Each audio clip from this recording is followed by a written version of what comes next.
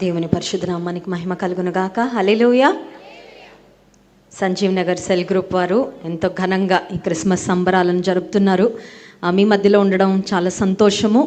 దేవుడు ఆయన వాక్యాన్ని పంచుకోవడానికి దేవుడు నాకు ఇచ్చిన అవకాశాన్ని బట్టి దేవుని ఎంతో స్తుతిస్తున్నాను. అలాగే ఈ సెల్ గ్రూప్ను మరి చక్కగా నడిపిస్తున్న డేవి గారికి కూడా ప్రత్యేకమైన వందనాలు.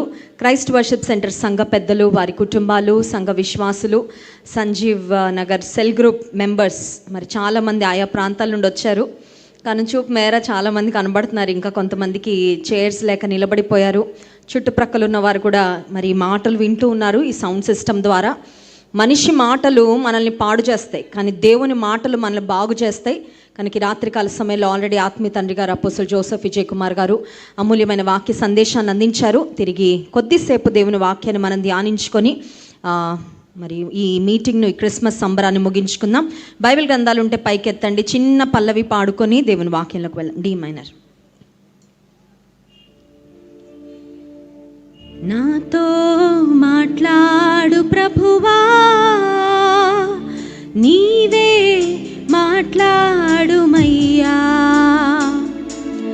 నాతో మాట్లాడు ప్రభువా, నీవే మాట్లాడుమయ్యా. నీవు పలికితే నాకు మేలయా, నీవు పలికితే నాకు మేలయా.